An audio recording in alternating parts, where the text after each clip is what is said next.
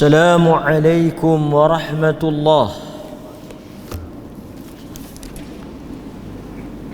الحمد لله رب العالمين وبه نستعين على أمور الدنيا والدين، والصلاة والسلام على أشرف الأنبياء والمرسلين وعلى آله وصحبه أجمعين. أشهد أن لا إله إلا الله وحده لا شريك له، وأشهد أن محمدا عبده ورسوله. أما بعد. Tuan-tuan dan puan-puan muslimin muslimat yang dirahmati oleh Allah Azza wa Jal, kita bersyukur kepada Allah kerana dengan izinnya kita dapat pada malam ini meneruskan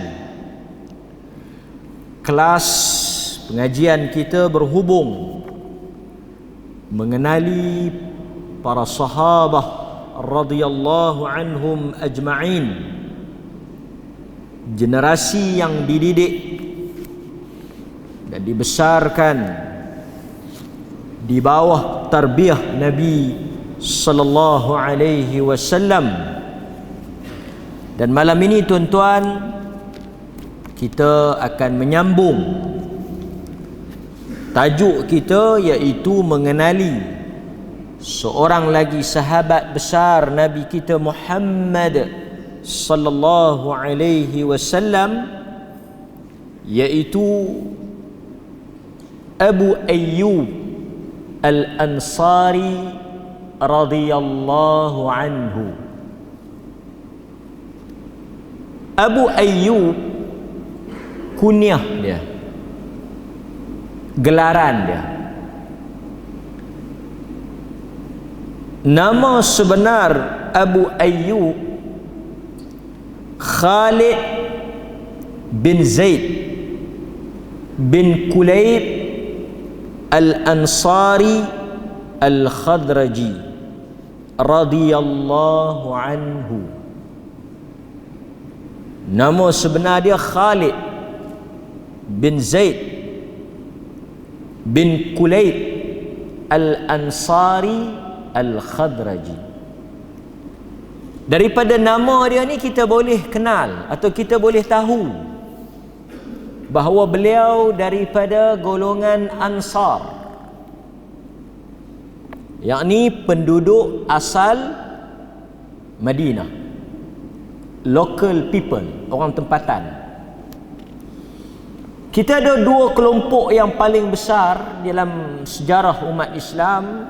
Yang pertama, golongan yang dikenali dengan nama Al-Muhajirun, orang-orang yang berhijrah, yakni mereka yang terdiri daripada penduduk Makkah, orang Mekah, termasuklah Nabi kita sallallahu alaihi wasallam. Di kalangan para ulama, mereka berbincang di antara bumi Makkah dengan bumi Madinah, manakah yang paling afdal. Kedua-dua bandar ini atau kedua-dua tanah ini di sisi umat Islam sangat mulia. Sebab itu kita sebut Mekah dengan Madinah ni Al-Haramain Al-Syarifain, dua tanah haram yang syarif. Apa makna syarif? Syaraf, mulia. Mekah dengan Madinah ni dua tanah suci umat Islam, dua tanah mulia umat Islam, dua tanah haram. Bila kita sebut Mekah dengan Madinah, kedua-dua tanah ini, kedua-dua bumi ini sangat dekat dengan hati orang Islam. Nabi berasal daripada Mekah. Agama turun di Mekah.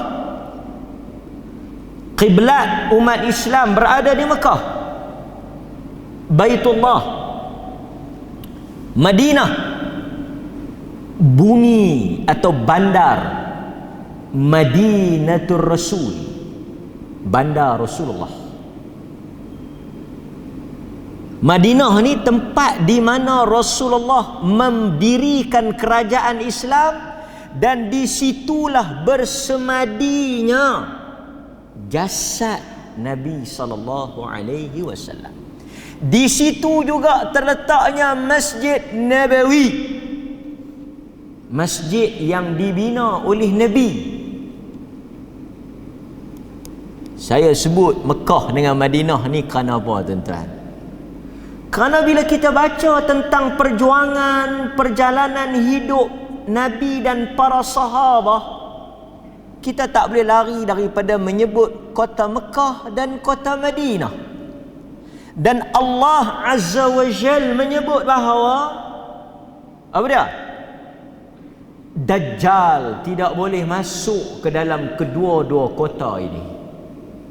Dajjal tidak boleh masuk ke dalam kota Madinah dan kota Mekah.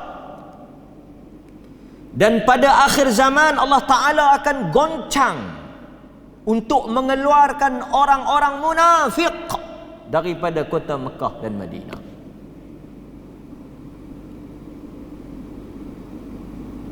Allah pelihara Mekah dengan Madinah. Jadi bila kita pergi Mekah, tuan-tuan, taklah semudah-mudah kita nak kata sesat. Imam-imam Mekah salat di Masjidil Haram. So itu kadang-kadang bila orang dia pergi ke Mekah dengan hati yang terbuka, minda yang terbuka, ni ramai orang pergi Mekah umrah, takkah dia melihat bagaimana Tuhan memelihara kedua-dua masjid ini? Dan tidakkah kita terfikir, adakah Tuhan nak serahkan dua masjid ni kepada orang yang sesat? Bolehkah tuan-tuan terbayang Masjidil Haram dengan Masjid Nabawi ni boleh ke tangan orang yang sesat? Allah yang jaga, Allah pelihara. Sebab itu tidak ada orang boleh banding. Kita tak katalah apa yang berlaku di Mekah itu hujah. Tetapi tuan-tuan, Imam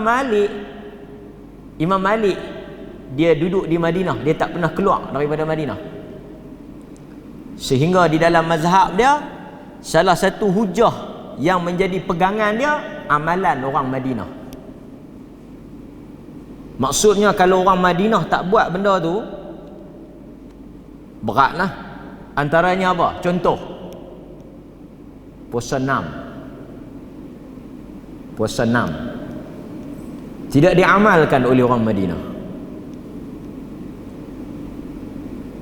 Jadi ada panjanglah perbincangan tu, tapi saya nak kata tuan-tuan, bila kita pergi Mekah Madinah, tak mudahlah kita nak kata imam Mekah sesat. Salat di belakang imam Mekah tak sah. Berat tu.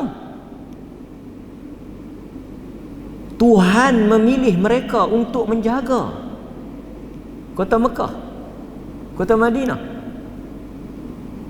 Maka sebab itu hadirin mukminin, kalaulah kita tak bersetuju sekalipun, tapi kita berhati-hatilah dengan perkataan kita.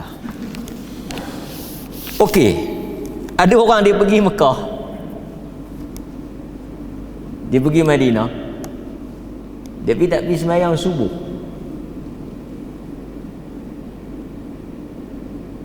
Sebab tak baca qunut. Dia tak baca dah 100,000 duit tak baca. Dia sembahyang di hotel. Yang lain tak apa. Ada kes di mana dia bercerita singgah sembahyang di masjid mana tu, Diperlih batu 5. Orang luar banyak kan. Habis sembahyang subuh, sembahyang lain. Pasal tak baca qunut. Qunut ni dalam mazhab Syafi'i pun sunat dia. Kalau tak baca pun batal. Dalam mazhab Syafi'i kalau tak baca qunut batal tak? Tak baca Fatihah batal, tapi kalau tak baca qunut tak batal. Jadi kita jangan duk lajaklah benda-benda yang tak laju. Kan? Kadang-kadang manusia dia tak faham. Dia mari diperlih orang tak baca qunut, benda khilaf, tak ada masalah. Kita pergi tempat orang baca. Kan? Sebab itu ilmu penting. Penting. Okey. So tuan-tuan hadirin mukminin, Abu Ayyub Al-Ansari radhiyallahu an, Khalid bin Zaid bin Kulayb, yang mana dia orang Ansar daripada suku kaum Khadraj. Dia daripada Khadraj. Kita tahu Ansar terbina daripada dua suku kaum. Yang pertama apa dia? Aus. Yang satu lagi Khadraj. Nabi SAW mempersaudarakan dua puak ini ataupun dua kabilah ini menjadi Al-Ansar, yang mana asalnya mereka berdua ni atau kelompok ini bertelingkah. Kemudian Nabi At-Ta'akhi, Nabi mempersaudarakan. Abu Ayyub Al-Ansari, kalau kita tengok di dalam Syiar A'lamin Nubala, seperti yang disebut oleh Al-Dhahabi rahimahullah, beliau merupakan salah seorang daripada kalangan golongan Ansar, golongan sahabat yang awal memeluk Islam. Jadi Abu Ayyub ni daripada kalangan As-Sabiqun, golongan yang awal memeluk, menyokong dan menerima ajaran Nabi. Dan kita jangan pandang ringan, golongan yang awal ni disebut dalam Al-Quran, was-sabiqunal awwalun minal muhajirin wal ansar. Quran sebut tu. Quran nyatakan as-sabiqun al-awwalun, daripada mana? Al-muhajirun wal ansar, daripada kalangan orang muhajirun dan ansar. Abu Ayyub termasuk di dalam ayat tadi. Sebab itu bila kita sebut nama Abu Ayyub, kita akan sebut apa? Radhiyallahu anhu. Allah redha ke atas beliau. Sebab dalam ayat itu Allah kata, Allah redha kepada golongan yang awal memeluk Islam. Abu Ayyub, bukti dia masuk Islam ni awal ialah dia terlibat mengikuti peristiwa Bai'atul Aqabah yang kedua, seperti yang dinyatakan oleh Ibn Ishaq. Kita ada dua bai'ah. Bai'ah yang pertama dengan bai'ah yang kedua, iaitu sumpah ikrar taat setia golongan Madinah, golongan Ansar untuk membela Nabi sallallahu alaihi wasallam. Antara golongan yang awal menyatakan ikrar taat setia itu siapa dia? Abu Ayyub. Jadi sebelum Nabi pergi ke Madinah, orang-orang Madinah telah mari jumpa Nabi berbai'ah. Tuan-tuan bisa dengar perkataan bai'ah, sumpah setia. Jadi bai'ah.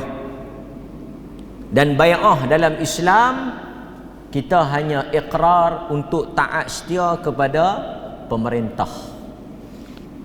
Kerajaan lah. Siapa-siapa yang naik jadi kerajaan, kita sami'na wa ata'na. Kita dengar dan kita taat selagi mana dia tak suruh benda yang salah. Allah kata ati'ullah wa ati'ur rasul wa ulil amri minkum. Kita taat, pemerintah suruh kita taat.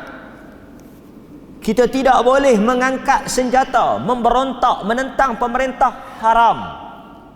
Kita hanya boleh apa? Kalau ada pandangan kita komen sikit, kita bagi pendapat, cukup. Yang lain, benda yang dia suruh, arahan, undang-undang, kita dengar, kita taat. Jadi bai'ah ni tuan-tuan jangan duk pergi buat tak kata wahala pula. Sekali duk pergi buat geng-geng mana, kami berbai'ah dengan dia. Dia ketua kami. Ini sesat. Tidak ada bai'ah melainkan dengan ulul amri, pemerintah. Kan? Okey. Tapi dalam kisah ini para sahabat telah pergi bertemu dengan Nabi sallallahu alaihi wasallam. Untuk apa? Mereka berbai'ah, mengikat janji setia, mempertahankan Nabi sallallahu alaihi wasallam. Nampak? Jadi apa inti kandungan yang ada dalam bai'ah tu? Kita kalau nak tengok apa yang mereka janji, antaranya Abu Ayyub Al-Ansari radhiyallahu an, dia salah seorang daripada yang terlibat berbai'ah dengan Nabi sallallahu alaihi wasallam. Mereka menyatakan yang pertama, mereka akan dengar dan patuh pada Nabi sallallahu alaihi wasallam pada setiap keadaan, sama ada suka ataupun tidak. Mereka berjanji kepada Nabi, bersumpah untuk mengeluarkan harta ketika susah dan senang untuk perjuangan Nabi. Mereka akan menyuruh al-amru bil ma'ruf. Mereka berjanji dengan Nabi, mereka akan suruh benda yang baik dan mereka akan cegah benda yang mungkar. Mereka juga bersumpah janji taat setia untuk menegakkan agama Allah tanpa mereka menghiraukan cacian dan celaan orang. Dalam Al-Quran Allah Ta'ala sebut, yujahiduna fi sabilillah wa la yakhafuna lawmata la'im. Dan mereka itu berjihad di jalan Allah dan mereka tak peduli dengan apa yang lawmata la'im, cacian dan makian orang. Sebab itu salah satu daripada pembakar semangat pada orang-orang yang berjuang ni, atau orang-orang yang membawa kebaikan ini, mereka tak peduli apa yang orang nak maki. Kan? Banyak lagi orang maki, lagi banyak pahala lah. Kan? Dan tuan-tuan, kata-kata manusia ni tidak memberi kudis dan tidak meninggalkan parut pada diri kita. Sebab itu Nabi sallallahu alaihi wasallam sebut, sesiapa yang memburu redha Allah, manusia akan redha pada dia. Sesiapa yang mencari redha manusia, Allah akan murka pada dia. Artinya dalam arti kata, dia kira apa orang kata lah. Orang ni tuan-tuan, kita bukan, orang putih kata we cannot please.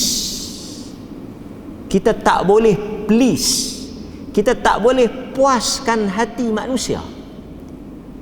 We cannot please everyone. Kita tak boleh nak bagi orang semua suka, setuju, seronok, tak boleh. So kita jalan dia.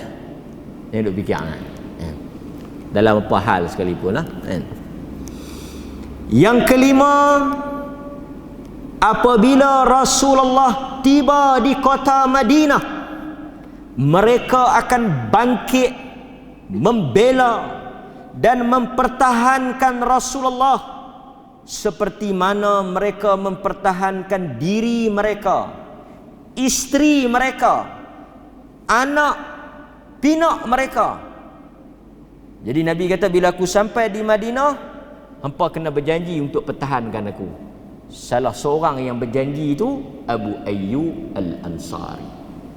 Itu yang kita nak sebut, cerita Abu Ayyub tadi. Okey. Jadi Abu Ayyub Al-Ansari radhiyallahu an,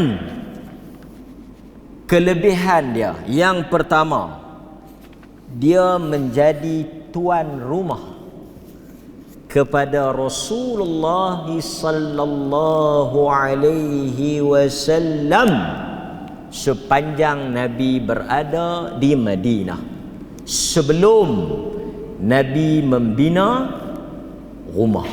Pasal Nabi ni mari daripada Mekah sehelai sepinggang. Dan banyak sahabat-sahabat yang mari ke Mekah, yang mari daripada Mekah, memang tak bawa apa. Mereka berhijrah. Jadi orang-orang Ansar, pasal itu dia panggil Ansar, golongan yang tolong, penolong. Ansar ni maksudnya penolong. Jadi mereka sambut orang-orang Muhajirin ni, mereka memberikan pertolongan, mengorbankan sebahagian daripada harta mereka. Dan tuan-tuan kena ingat, orang-orang Muhajirin tak ada kaitan hubungan persaudaraan adik-beradik dengan orang Ansar. Semata-mata ukhuwah Islamiyah. Dia Islam, kita Islam. Dan tuan-tuan, Abu Ayyub ni kalau kita tengok dalam riwayat dia, dia dipersaudarakan dengan Mus'ab bin Umair. Ni tuan-tuan kena ingat ni. Mus'ab daripada Mekah. Kan Nabi bila tengok Mus'ab mati, Nabi teriak, Nabi menangis. Mus'ab ni orang Mekah, orang kaya. Mus'ab bin Umair, bila dia mati tuan-tuan, dia ni orang segak, orang yang wangi, orang kaya, bukan orang biasa-biasa ni. Dia memang segak, memang penampilan dia penampilan hebat lah. Orang yang haibah, ada keterampilan. Bila dia masuk Islam, mak dia buang dia. Masuk Islam miskin dia. Hari dia mati tuan-tuan, sahabat kata bila kami tarik kain dia, kaki dia terselak. Kami tarik kaki dia, nak tutup kaki, muka terselak. Nabi menangis. Punyalah susah Mus'ab bin Umair. Dia jatuh miskin tu selepas dia masuk Islam lah. Pasal dia terpaksa tinggalkan ibu dia dan harta dia. Dia pilih untuk masuk Islam. Lah kali Nabi kata tutup kepala dia, ambil daun-daun kayu, tutup kaki dia. Mus'ab bin Umair. Mus'ab dipersaudarakan dengan Abu Ayyub. Mus'ab Mekah, Abu Ayyub Ansar Madinah. Dulu kita baca siapa? Salman Mekah, Madinah. Siapa dia yang jadi guru dia? Salman Al-Farisi tu kan dipersaudarakan dengan siapa? Abu Darda radhiyallahu. Jadi dia ada partner. Kan dia ada partner. Okey. Bila Nabi SAW sampai di Madinah, Nabi tak ada rumah. Ini kita pendekkan cerita, Nabi tak ada rumah. Kemudian tuan-tuan hadirin mukminin, apa yang berlaku? Nabi SAW mengikut gerak langkah unta dia. Di mana? Apa dia ni? Nabi SAW ni nak duduk, nak buat masjid tu di mana? Kita tengok dalam riwayat sejarah. Rasulullah SAW menghantar utusan kepada Bani An-Najjar. Siapa yang ikut kuliah kita di Baruh, apa cerita Bani Najjar ni? Hari Khamis itu kita sembang. Bani Najjar ni kisah dia apa? Nabi naik bagal.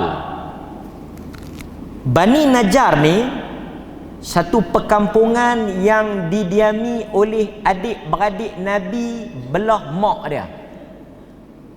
Jadi Bani Najjar ni perkampungan tu, pertama dia jiran Nabi. Bani Najjar ni jiran Nabi.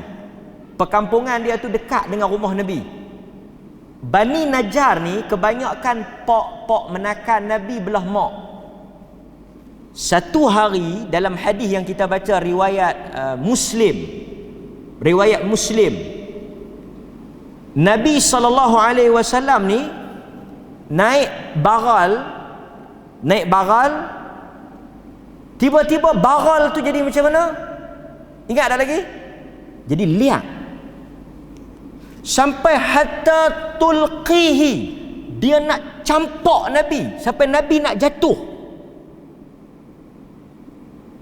Tiba-tiba saja bagal tu jadi liang dan Nabi pun nak terjatuh. Bila Nabi tengok ada 6 kubur. Okey, cukup. Kita sambung. Lepas tu tuan-tuan, Nabi SAW hantar wakil pergi ke Bani Najjar, kampung yang ada 6 kubur tadi ni, yang cerita kuda jadi liang tu. Okey. Kemudian tuan-tuan, Nabi SAW pun bagi tahu, kata suruh hantar gad. Nabi nak bertolak masuk Madinah. So mereka pun hantar lebih kurang 100 orang lelaki untuk gad, jadi pengawal, siap pedang untuk iring Nabi konvoi masuk Madinah daripada Bani Najjar. Pasal Bani Najjar ni dia ada klan, dia ada kabilah, dia ada kena-mengena dengan Nabi SAW. Setelah selesai salat Jumaat, Rasulullah memulakan gerak memasuki kota Madinah. Bermula pada hari itulah Yathrib bertukar menjadi Madinatul Rasul. Sebab itu sebahagian ulama dia tak gemar sebut Madinah Munawwarah. Madinah maksudnya bandar, Munawwarah bercahaya, nur. Ulama kata kalau kita sebut Madinatul Munawwarah, banyak lagi atas dunia ni yang bandar dia bercahaya. Perlis ni pun sakan. Jangan main-main. Kalau saya duduk perhati banyak tempat, Perlis nombor 1 dari sudut lampu kangak. Kira Perlis ni pun kita boleh sebut Madinatul Munawwarah, bandar yang bergemerlapan, bercahaya. Tengok lampu kot Perlis. Ataupun kalau tuan-tuan haji sekali balik lalu kot Bintung, kan, punya banyak lampu. Tu dia panggil Madinatul Munawwarah. Kata para ulama, title Madinatul Munawwarah itu biasalah, kerana tempat lain pun ada juga yang bercahaya. Dia tidak ada special. Tapi kalau kita sebut Madinatun Nabawiyah ataupun Madinatul Rasul, bandar Nabi, bandar Rasul, the only one, itu saja. Tak ada nombor 2, tak ada nombor 3. Sebab itu kata para ulama, kita sebut Madinah itu bandar Nabi. Ada tak bandar Nabi selain daripada Madinah? Sebab itu saya kata tadi, ulama duk bincang Mekah dengan Madinah mana lebih baik. Sebab tuan-tuan, Madinah ni tempat Nabi duduk, tempat Nabi berumah tangga, tempat Nabi berkeluarga, tempat Nabi meninggal, wafat di situ. Masjid dia pun duduk di situ. Panjanglah mereka bahas dalil-dalil apa yang ada. Akhirnya kesimpulan lah. Pasal itu kalau tuan-tuan perasan orang yang bila dia pergi Mekah ni dia orang-orang dia agak kasar sikit. Dan Mekah ni dia jadi macam sibuk sikit lah. Kan? Dia macam sibuk sikit lah. Orang-orang dia kasar. Tapi kalau kita pergi Madinah, kita pergi duduk Madinah, orang-orang Madinah, Arab lah, bukan yang duk jual tepi-tepi jalan Burma tu, Myanmar, Rohingya tu, itu tak boleh pakai. Orang-orang Arab Madinah keluar sikit daripada Madinah tu, keluar pada Madinah lebih tenang. Madinah lebih tenang. Kalau kita duduk Madinah ni, kita rasa ketenangan dia. Dan orang-orang Madinah lebih lembut, lebih santun. Itu tabiat orang Ansar. Kan? Itu sikit lah. Tapi kata ulama, Mekah lebih afdal. Sebab ada perkataan Nabi. Nabi kata apa? Sebelum Nabi keluar daripada Mekah pergi Madinah, Nabi pusing menghadap Mekah. Nabi kata, kalaulah tidak kerana kaumku mengusir aku keluar, aku tidak akan tinggalkan Mekah. Perkataan itu menunjukkan Mekah lebih dekat di hati Nabi. Pasal Nabi kata, kalau bukan kerana aku diusir, aku tak akan keluar daripada Mekah. Dan Nabi duduk di Mekah macam-macam dah kena. Allah suruh keluar, baru dia keluar. Artinya dia tak tinggal Mekah. Dan dia pergi duduk di Madinah. Tak apalah, itu bincang sikit. Okey tuan-tuan. Bila dia sampai di Madinah, orang-orang Ansar keluar menyambut. Semua berharap agar Nabi duduk di rumah mereka. Semua orang duk doa, duk bercita-cita, Nabi mai duduk rumah aku, Nabi mai duduk rumah aku. Orang-orang Ansar, mereka bukan orang kaya, tapi mereka sangat suka menjadi tuan rumah kepada Nabi. Mereka nak bela, mereka nak jaga Nabi, nak ambil keberkatan tu. Nabi SAW sebut, biarkan untaku berjalan, kerana dia diarahkan oleh Allah. Nabi kata, biar habis, kita tengok tang mana dia nak berhenti, di situ kita duduk. Jadi lokasi pemilihan masjid Nabi itu berdasarkan kepada duduknya unta Nabi di situ. Pendekkan cerita, apabila unta Nabi itu berhenti di tapak masjid Nabi sekarang ni, Nabi SAW pun pilih tapak tu untuk buat masjid. Ringkaskan cerita macam mana Nabi boleh pergi duduk rumah Abu Ayyub.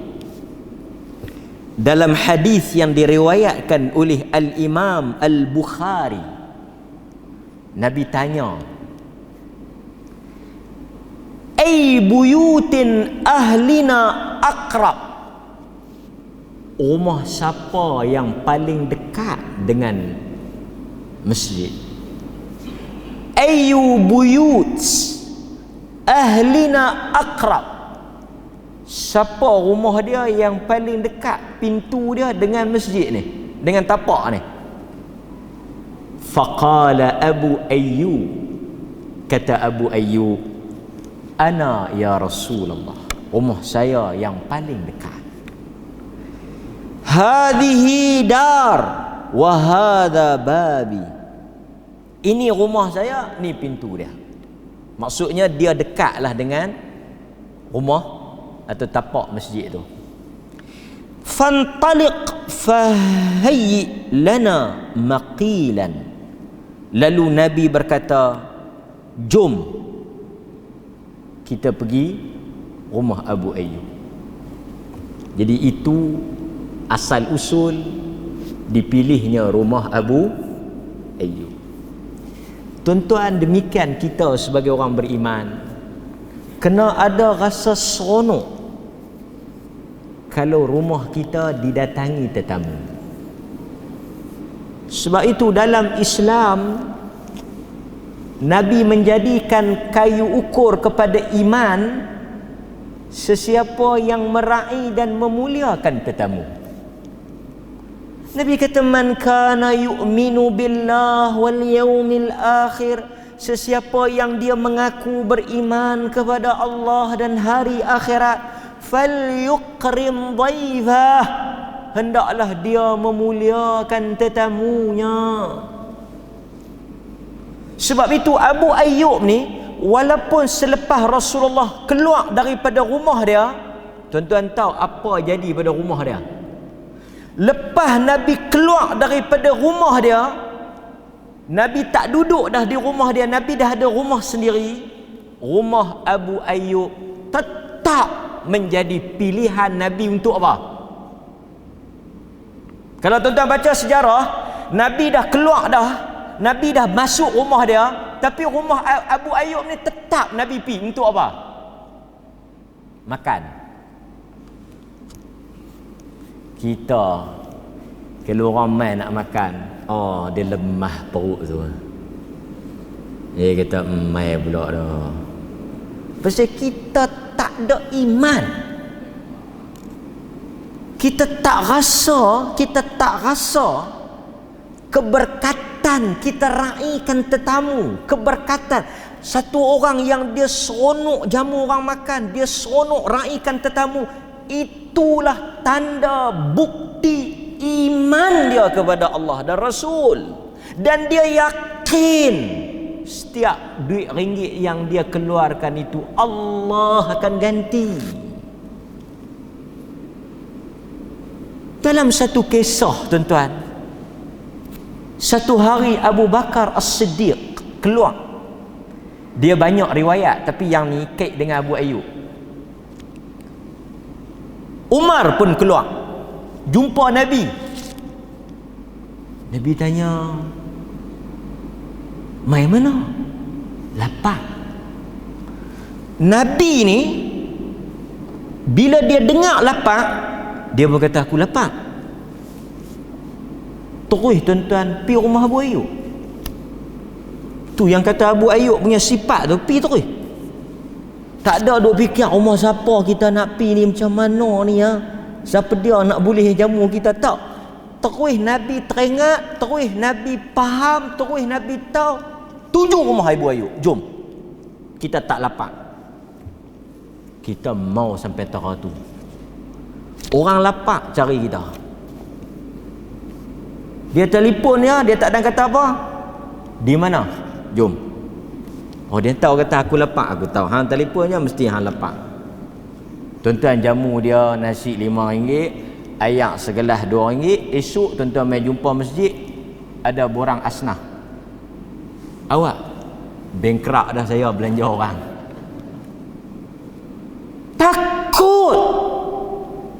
Takut dengan RM3-4 tu boleh rugi, boleh bengkrak. Sayang, cinta. Pasal itu dalam Quran dia kata apa? Wa tuhibbunal mala. Dia pakai apa? Dia kata apa ayat tu?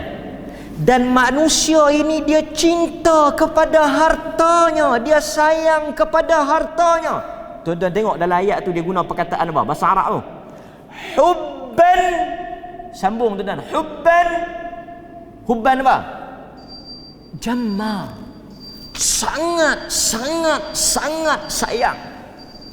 Wa tuhibbunal mala hubban jamma. Dia sayang sungguh.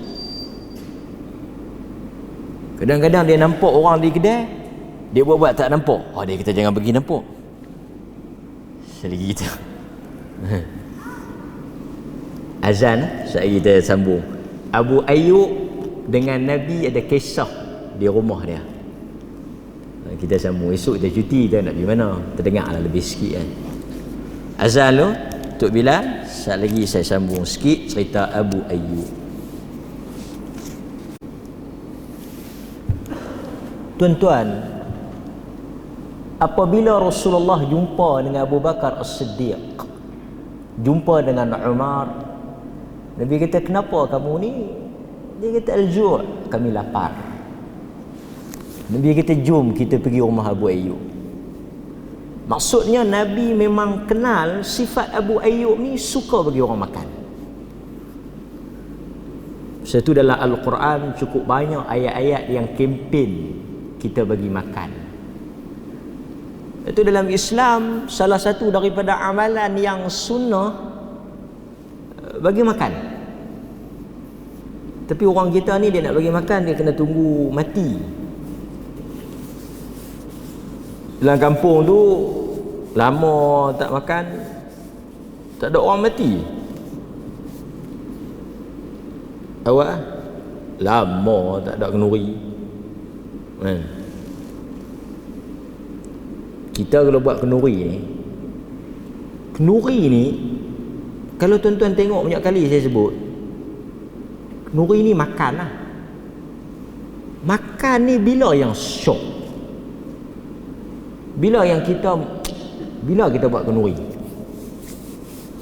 Pertama kahwin, aulim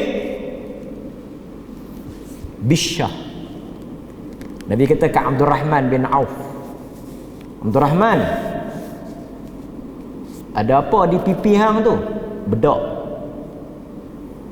Dia tu menikah. Buat kenduri tak? Tak. Nabi kata aulim, buat kenduri walau bisyah, walaupun dengan seekor kambing. Tapi sehari dua ni dia tak ada kenduri kahwin. Dia panggil kenduri kekoh tu. Dia punya peraturan tu cantik lah. Masa dia berkahwin tu PKP tak boleh buat kenduri. Lepas tu elok-elok setahun boleh anak kekoh tu ya. Yang ni dia panggil ekonomi. Pertama Nabi suruh kita buat kenduri bila kahwin.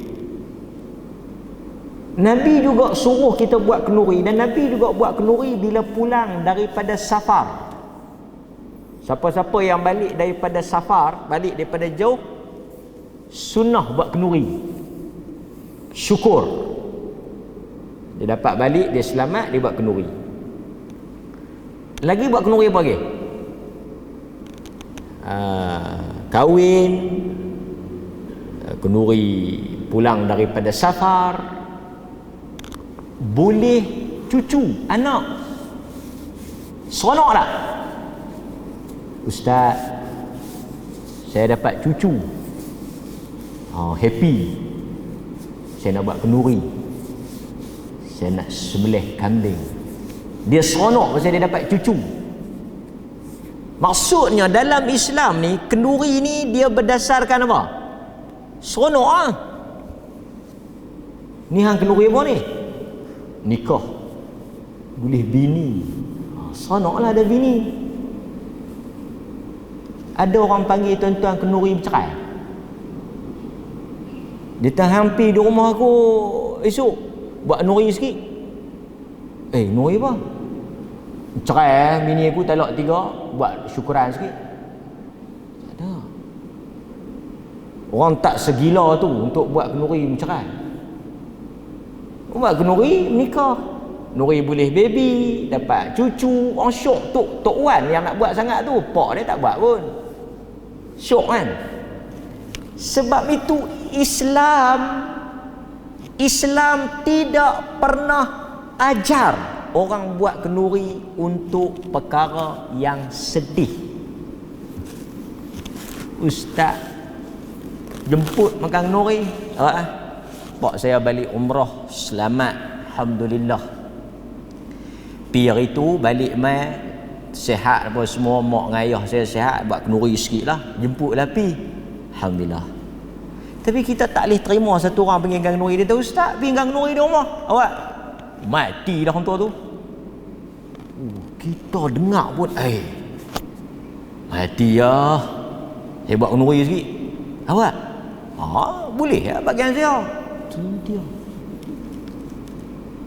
Tak mungkin akal bukan kata agama, akal saja tak boleh terima kenduri atas meraihkan orang mati.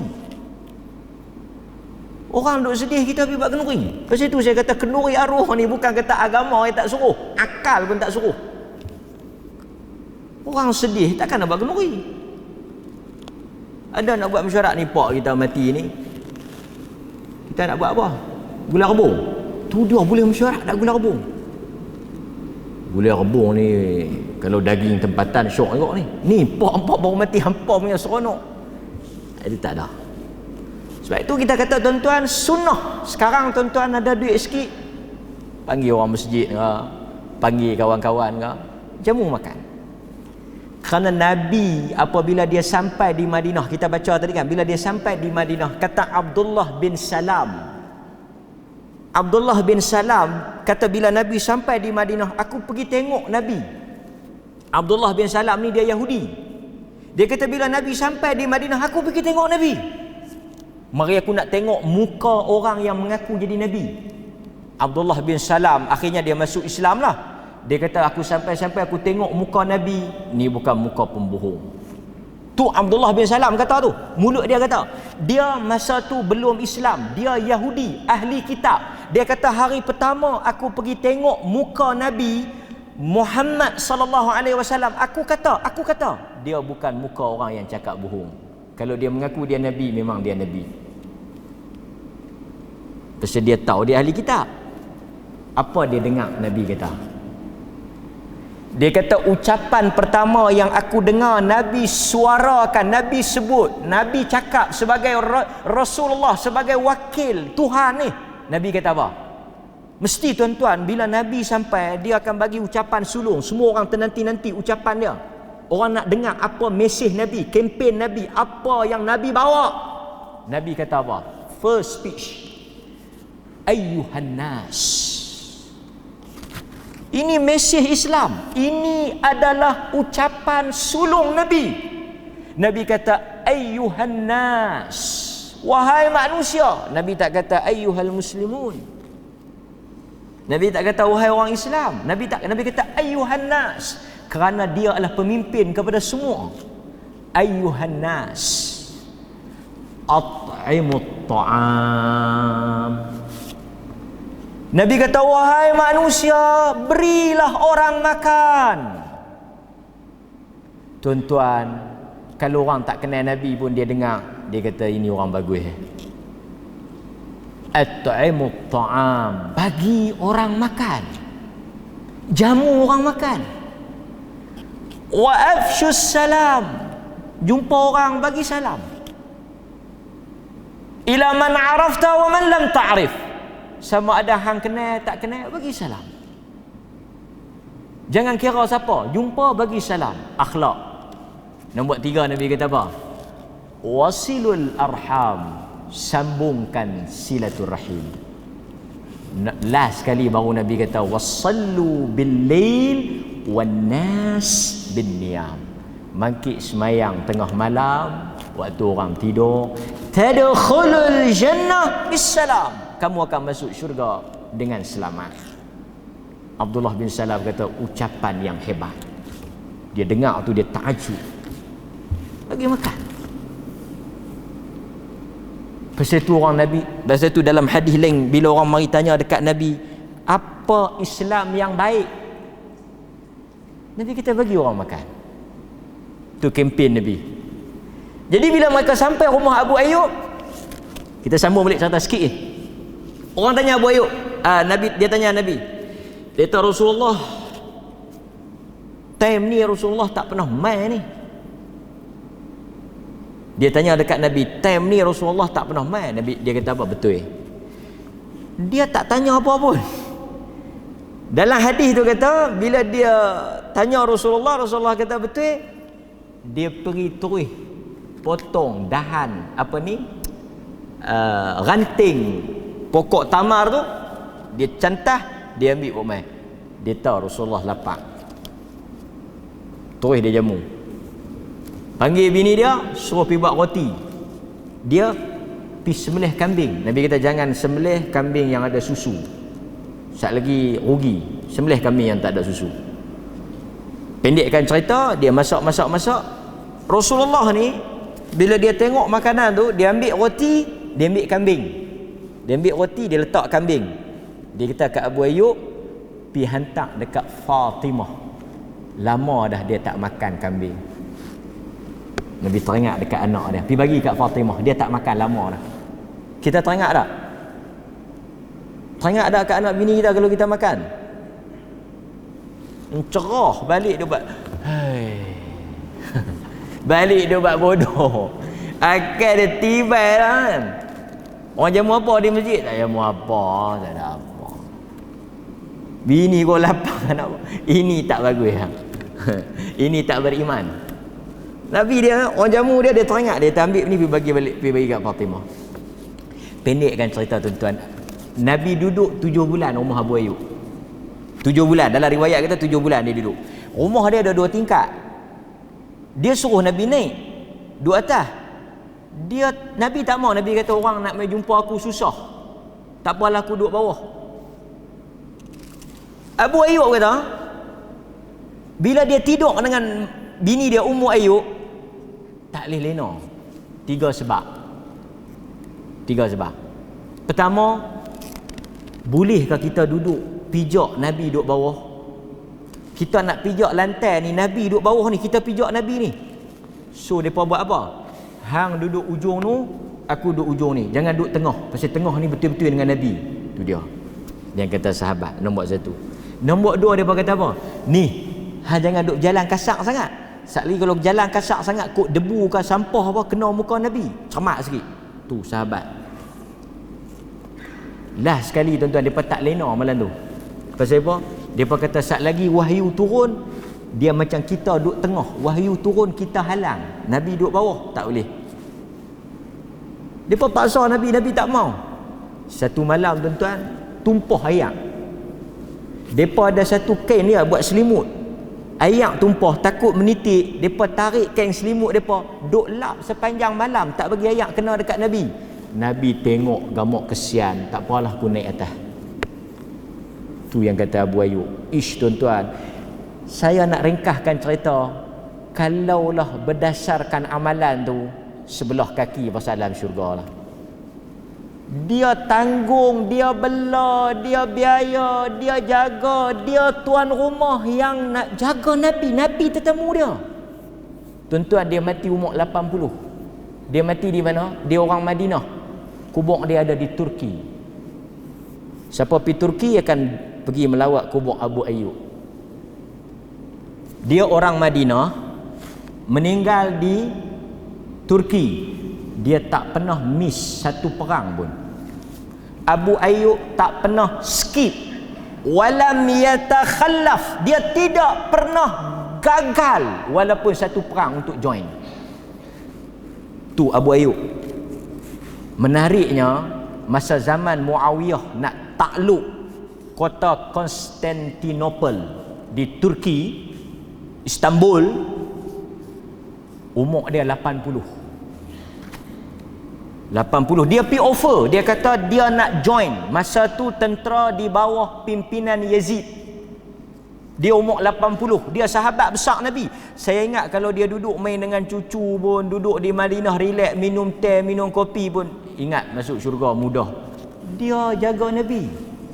Tapi bila dia pergi offer, orang lain kata hang dah tua, duduk rumah lah, tak payahlah, hang dah banyak jasa. Dia kata Al-Quran sebut infiru khifafan wa thiqalan, bangkit dan bergeraklah sama ada dalam keadaan senang dan susah. Allah maksudkan susah tu akulah. Walaupun aku tua, aku tak larat, aku kena pi juga. Dia pi tak dan perang, dia mati. Dia mati di sana. Kubur dia ada di sana. Daripada Madinah ada di kota Konstantinopel. Siapa dia? Abu Ayyub. Saya nak suruh tuan-tuan balik, tuan-tuan cari satu cerita. Ni semua duk ada ni, pencin-pencin ni semua duk ada. Tuan-tuan balik, search Google satu cerita tokoh manusia yang